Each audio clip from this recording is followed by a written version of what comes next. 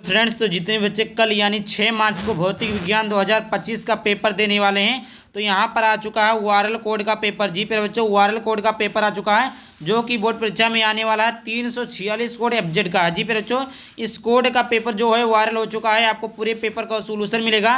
बस वीडियो को आपको अंत तक जरूर देखना है। पसंद आए तो वीडियो को लाइक करके चैनल को सब्सक्राइब जरूर कर देना। सबसे पहले यहाँ पर 346 सब्जेक्ट का है। अनुक्रमांक यहाँ पर भरना रहता है। नाम यहाँ पर रहेगा। भौतिक विज्ञान का है। समय 3 घंटा 15 मिनट है। नोट 15 मिनट पर छात्रों को प्रश्न पत्र पढ़ने के लिए निर्धारित है। ये आपके 5 खंड है। कुछ निर्देश दिए गए हैं जो कि टाइम कम ना होने की वजह से मैं आपको नहीं बता रहा हूँ। वो कुछ खास नहीं होता है। ठीक, बोर्ड एग्जाम में जाना बस आपको लिखना है। खंड आ है आपका पहले का कि धात्विक पृष्ठ से इलेक्ट्रॉन तब उत्सर्जित होते हैं जबकि पृष्ठ पर आपतित प्रकाश की आवृत्ति।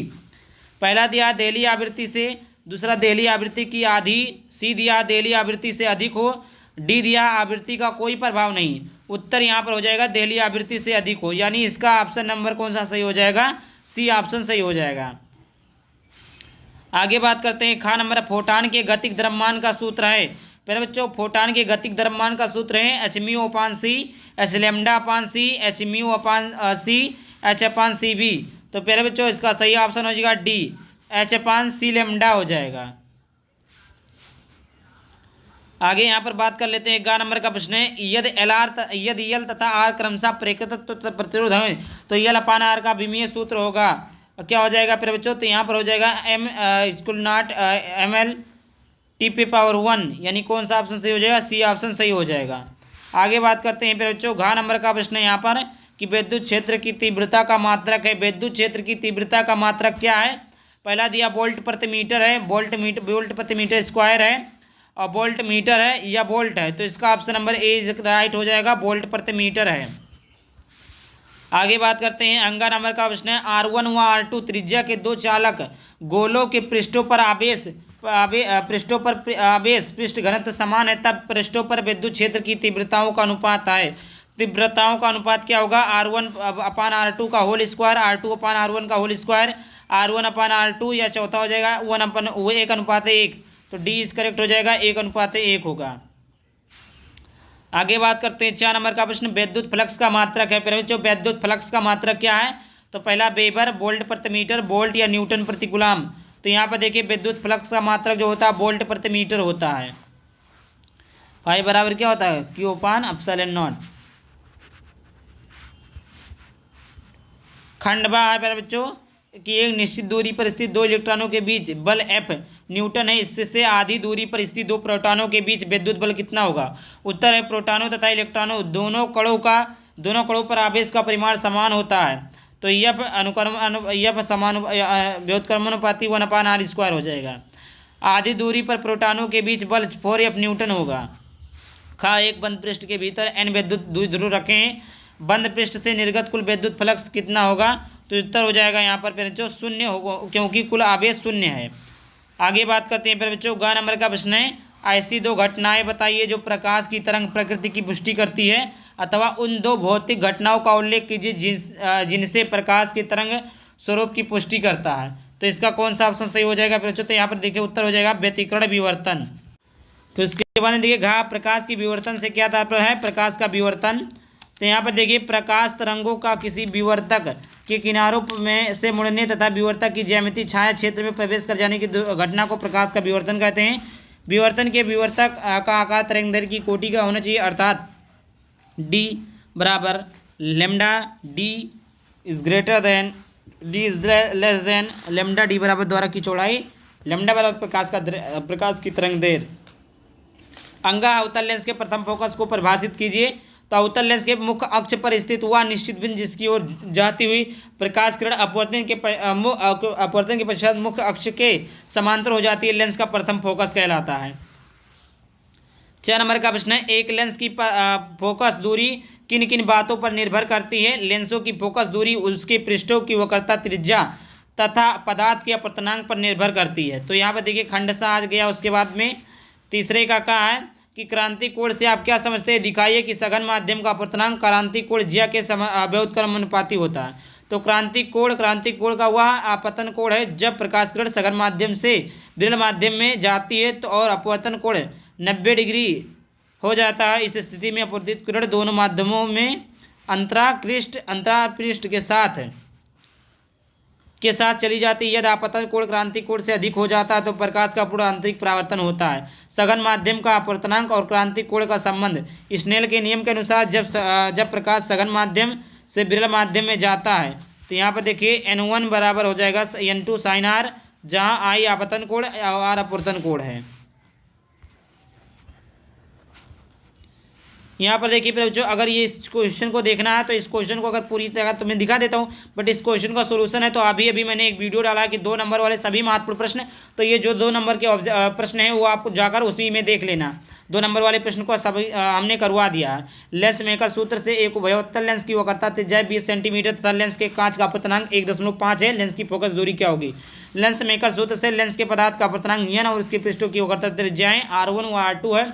तब लेंस की फोकस दूरी ये फोटो 1/ये बराबर n-1 ब्रैकेट में 1-r 1/r1 - 1/r2। इस सूत्र से ही लेंस मेकर सूत्र कहते हैं। आंकिक r1 बराबर यहाँ पर देखिए r1 दिया 20 सेंटीमीटर, r2 दिया -20 सेंटीमीटर, n दिया 1-5 सेंटीमीटर। तो उत्तल लेंस की फोकस दूरी की ज्ञात करना है। तो यहाँ पर हम सूत्र लगा देते हैं। ये आपका सूत्र है। यहाँ पर इस सूत्र में हम मान रख देंगे जो मान हमें मिला है। यहाँ पर एफ का मान निकालना है तो यहाँ पर एफ यहाँ पर नहीं रखेंगे। एफ ये 1/F बराबर एन का मान यहाँ पर दिया 1.5 - 1 1/20 - 1/20 0.5 × 20, इस प्रकार 1/10 बराबर 20 हो जाएगा। इस प्रकार आप निकाल लेंगे। गा विद्युत द्विध्रुव से आप क्या समझते हैं? द्विध्रुव आघूर्ण से क्या समझते हैं? इसका मात्रक को अभिमान लिखिए, या सदिश है या अदिश है। विद्युत द्विध्रुव आघूर्ण, विद्युत द्विध्रुव का आघूर्ण उसके किसी एक आवेश के परिमाण तथा उसके आवेश के बीच की दूरी के गुणनफल होता है। इसे P से दर्शाते हैं। यदि विद्युत द्विध्रुव प्लस Q तथा माइनस Q आवेशों से मिलकर बना हो तो उनके बीच की दूरी 2L हो तो विद्युत द्विध्रुव आघूर्ण P बराबर Q 2 होगा। घ नंबर का है, एक विद्युत द्विध्रुव को 10⁵ न्यूटन प्रति कूलम के विद्युत क्षेत्र में 30 अंश के कोण पर रखा गया है और उस पर 6 × 10⁻24 न्यूटन मीटर का बल आघूर्ण लग रहा है। तो विद्युत द्विध्रुव आघूर्ण का मान ज्ञात कीजिए। एक समान विद्युत क्षेत्र में T बराबर P sin थीटा, P बराबर बच्चों न्यूमेरिकल्स में नहीं बता रहा हूँ, न्यूमेरिकल्स हमने बताया है। खंडदा यहाँ पर चौथे का कहा, प्रकाश विद्युत प्रभाव से क्या समझते हैं? प्रकाश विद्युत उत्सर्जन संबंधी लेनार्ड मिलिकन के नियम को समझाइए अथवा प्रकाश विद्युत प्रभाव के नियम का उल्लेख कीजिए। I तीव्रता तथा B आवृत्ति का प्रकाश W कार्यफलन वाले धातु पृष्ठ पर पड़ता है। प्रकाश विद्युत धारा तथा फोटो इलेक्ट्रॉनों की अधिकतम गतिज ऊर्जा का मान किस प्रकार प्रतीत होगा जबकि आपतित प्रकाश की नहीं? पहला दिया है तीव्रता समान तथा आवृत्तियां भिन्न भिन्न होंगी, आवृत्तियां समान तीव्रताएं भिन्न भिन्न होंगी। उत्तर, प्रकाश विद्युत प्रवाह एक ऐसी घटना है जिसमें धातु की सतह पर प्रकाश गिरने से इलेक्ट्रॉन उत्सर्जित होते। इस घटना 19वीं शताब्दी में खोजी गई थी और इसके लिए अल्बर्ट आइंस्टीन को 1921 में नोबेल पुरस्कार दिया। आइंस्टीन ने इस घटना की व्याख्या करने के लिए प्रकाश को फोटॉन के रूप में समझाया। प्रकाश विद्युत प्रभाव के नियम, पहला है उत्सर्जन के प्रकाश विद्युत उत्सर्जन के नियम, दूसरा प्रकाश विद्युत धारा के नियम।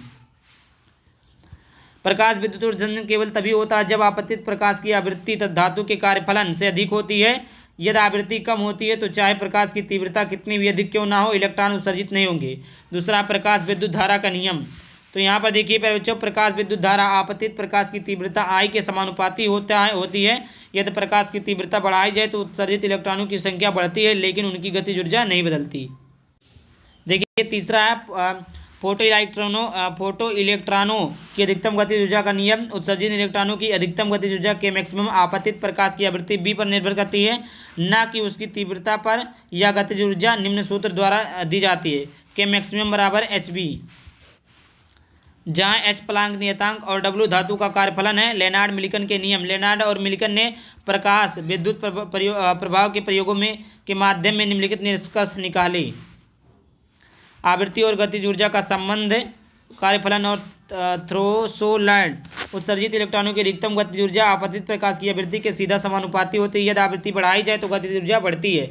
दूसरा, कार्यफलन और थ्रेशोल्ड आवृत्ति। प्रत्येक धातु के लिए न्यूनतम आवृत्ति होती है जिससे कम आवृत्ति प्रकाश गिरने पर कोई इलेक्ट्रॉन उत्सर्जित नहीं होता। यह थ्रेशोल्ड आवृत्ति धातु के कार्यफलन W से संबंधित होती है। W बराबर है hμ0। तीसरा, तीव्रता और धारा का संबंध। प्रकाश की तीव्रता बढ़ाने पर उत्सर्जित इलेक्ट्रॉनों की संख्या बढ़ती है लेकिन उनकी गतिज ऊर्जा नहीं बदलती। ख, अल्फा कणों के प्रकीर्णन के प्रयोग के आधार पर रदरफोर्ड का परमाणु मॉडल लिखिए। यहाँ पर देखिए रदरफोर्ड का परमाणु मॉडल अल्फा रदरफोर्ड का परमाणु मॉडल, जिसे रदरफोर्ड का नाभिकीय मॉडल भी कहा जाता है। अर्नेस्ट रदरफोर्ड द्वारा 1911 में अल्फा कणों के प्रकृति के प्रयोग के आधार पर प्रस्तावित किया गया था। इस मॉडल के परमाणु की संरचना के बारे में हमारी समझ में क्रांतिकारी बदलाव लाए। प्रयोग है रदरफोर्ड और उनके सहयोगी ने सोने की एक पतली पन्नी का अल्फा कणों की बमबारी की। उन्होंने देखा कि अधिकांश अल्फा कण सीधे पन्नी से गुजर गए, कुछ छोटे अल्फा कणों पर विक्षेपित हुए और बहुत कम कण बड़े कणों पर विक्षेपित हुए या वापस लौटे। मॉडल के प्रमुख बिंदु नाभिक क्या है? परमाणु के केंद्र में एक छोटा धनात्मक आवेश नाभिक होता है। इलेक्ट्रॉन ऋणात्मक आवेशित इलेक्ट्रॉन जो चारों ओर वृत्ताकार कक्षा में चक्कर लगाता है। एक स्थान परमाणु का अधिकांश भाग रिक्त होता है। आकार नाभिक का आकार परमाणु के आकार की तुलना में छोटा होता है, बहुत छोटा होता है। समस्थानिक तथा संभारिक का अर्थ दो उदाहरण देकर समझाइए, अथवा समस्थानिक एवं संभारिक का अर्थ समझाइए। निम्न नाभिकों में समस्थानिक एवं संभारिक को वर्गीकृत कीजिए। तो 6 ये आपका क्या है? परमाणु द्रव्यमान है। ये आपका क्रमांक ये चीज़ें आपको समझाया गया। उत्तर है यहाँ पर देखिए परमाणु क्रमांक समान है, बट परमाणु जो समस्थानिक है वो अलग अलग है। समस्थानिक ऐसे नाभिक जिनमें परमाणु क्रमांक समान हो लेकिन द्रव्यमान संख्या भिन्न भिन्न हो।